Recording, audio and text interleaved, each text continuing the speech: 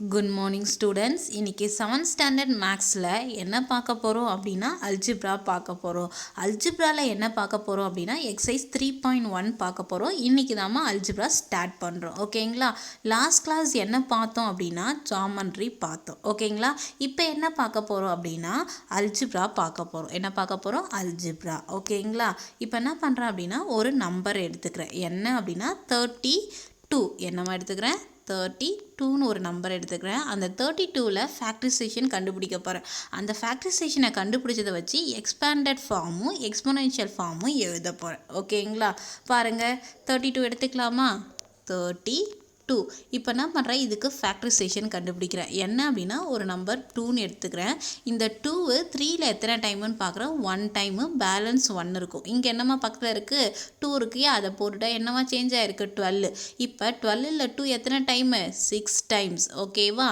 இப்போ திரும்ப 2 எடுத்துக்கிறேன். இப்போ 2 16ல் எத்தனை டைம்? 8 டைம். திரும்பவும் 2 எடுத்துக்கிறேன்.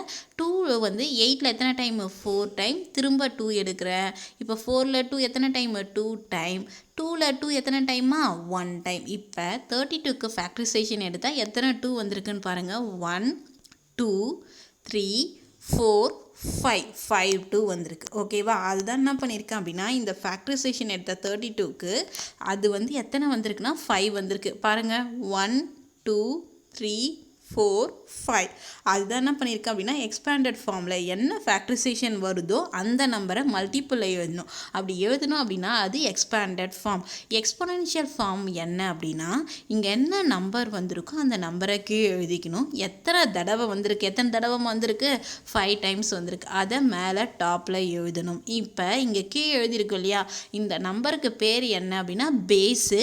மேலே இருக்கிற நம்பருக்கு பேர் என்ன அப்படின்னா பவர். கீழே இருக்கிறது என்ன? பேஸு, மேலே இருக்கிறது பவர். இதை எப்படி ரீட் பண்ணலாம் அப்படின்னா 2 பவர் 5ன்னு சொல்லலாம். ஓகேவா? அதாம இங்கே எழுதியிருக்கேன்.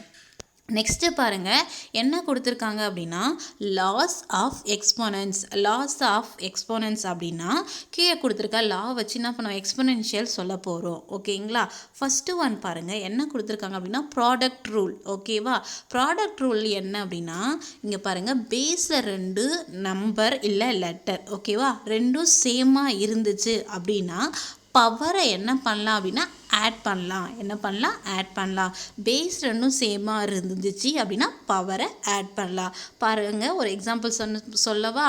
2ஓட பவரில் 3 இன்ட்டு 2ஓட பவரில் 5. இங்கே பாருங்கள், 2 பேஸும் சேமாக இருக்கா அப்படின்னா பவரை என்ன பண்ணலாம்? ஆட் பண்ணலாம். 2 பவர் 3 + 5 என்னம்மா வரும்? 2 பவர் 8 அப்படின்னு வரும். ஓகேவா? இதுதான் என்னது? Product rule. நெக்ஸ்ட்டு பாருங்கள், என்ன கொடுத்துருக்காங்க அப்படின்னா கோஷன்ட் ரூலுன்னு கொடுத்துட்டாங்க. சேம் தான்.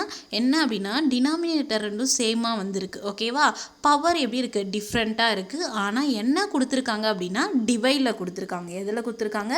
டிவைடில் கொடுத்துருக்காங்க. பாருங்கள், டிவைடில் தான் நம்ம கொடுத்துருக்காங்க.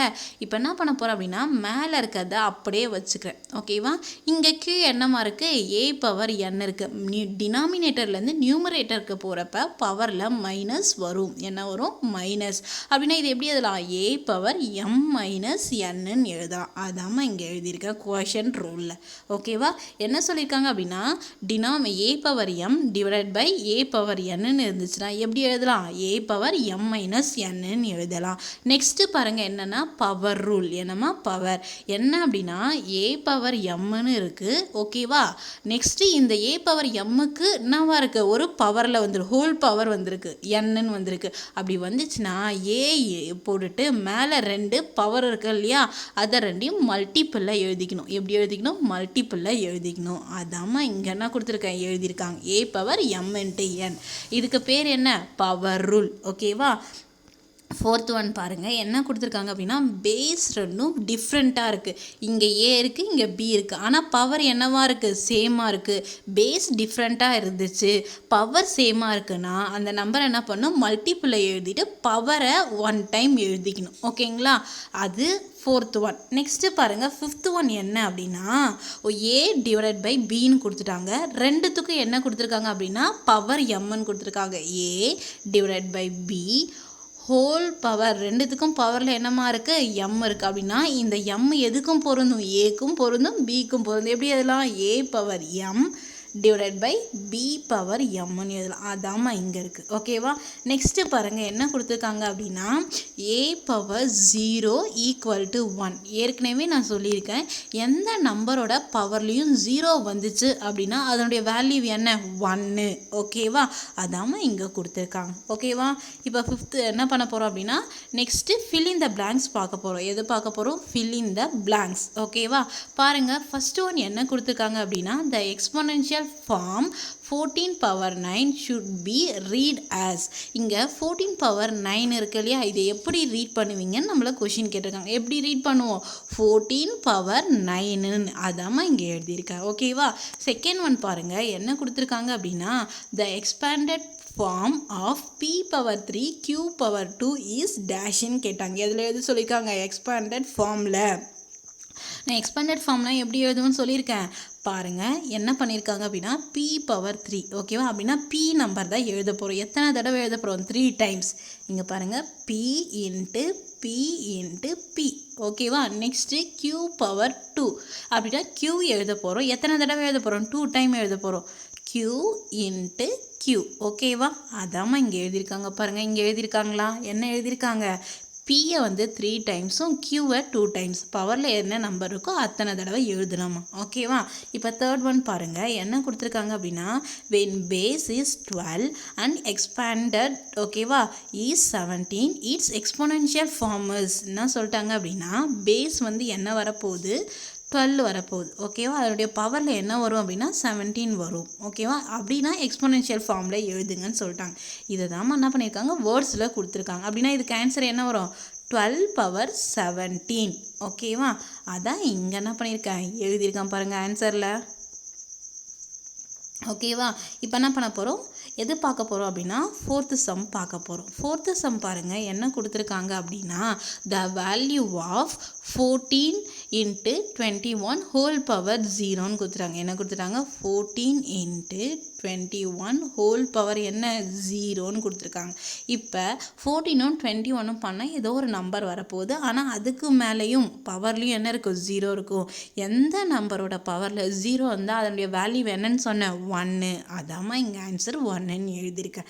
ஓகேங்களா? இப்போ என்ன பண்ண போகிறோம் அப்படின்னா செகண்ட் ரோமன் பார்க்க போகிறோம். செகண்ட் ரோமில் என்ன கொடுத்துருக்காங்க பாருங்கள். சே ட்ரூ ஆர் ஃபால்ஸ். ஓகேவா? என்ன சொல்லியிருக்காங்க அப்படின்னா கீழே கொடுத்துருக்கிறத வச்சு என்ன பண்ணுங்கள்? ட்ரூவா ஃபால்ஸான்னு சொல்லுங்கள். ஓகேவா? உண்மையாக இருந்தால் ட்ரூ வரும், ஃபால்ஸ்னால் தப்பாக இருக்கும். ஓகேவா? பாருங்கள் இதில் என்ன கொடுத்துருக்காங்க அப்படின்னா first one 2 power 3 into 3 power என்ன கொடுத்துட்டாங்க? 2. ஆன்சர் என்ன கொடுத்துருக்காங்க அப்படின்னா 6 பவர் 5ன்னு கொடுத்துட்டாங்க. பாருங்கள் இங்கே என்னவா இருக்குது அப்படின்னா பேஸ் ரெண்டும் டிஃப்ரெண்ட்டாக இருக்குது, பவரும் என்னவா இருக்குது? டிஃப்ரெண்ட்டாக இருக்குது. பேஸ் ரெண்டும் டிஃப்ரெண்ட்டாக இருந்துச்சுன்னா பவர் எப்படி இருக்கணும்? சேமாக இருக்கணும். ஆனால் இங்கே என்ன பண்ணியிருக்காங்க?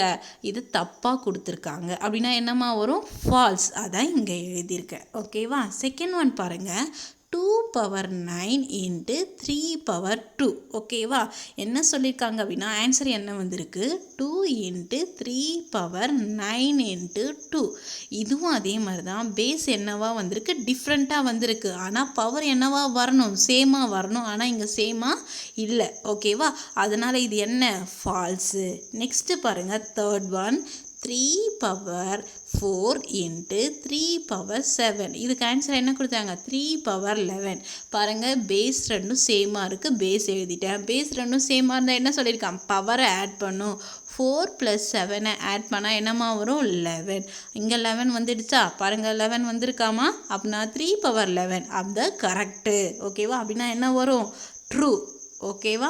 நெக்ஸ்ட்டு பாருங்கள் என்ன கொடுத்துருக்காங்க அப்படின்னா 2 பவர் 0 ஈக்குவல் 1000 பவர் 0.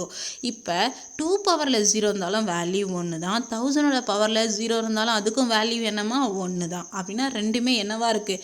ஈக்குவலாக இருக்குது. ஓகேவா? அதுக்கு தான் ட்ரூன்னு எழுதியிருக்கேன். நெக்ஸ்ட்டு பாருங்கள் என்ன கொடுத்துருக்காங்க அப்படின்னா 2 பவர் 3 லெஸ் தென் 3 பவர் 2. இப்போ இது என்ன பண்ண போகிறோம்? எக்ஸ்பேண்டட் பண்ண போகிறோம். பாருங்கள் பண்ணலாமா?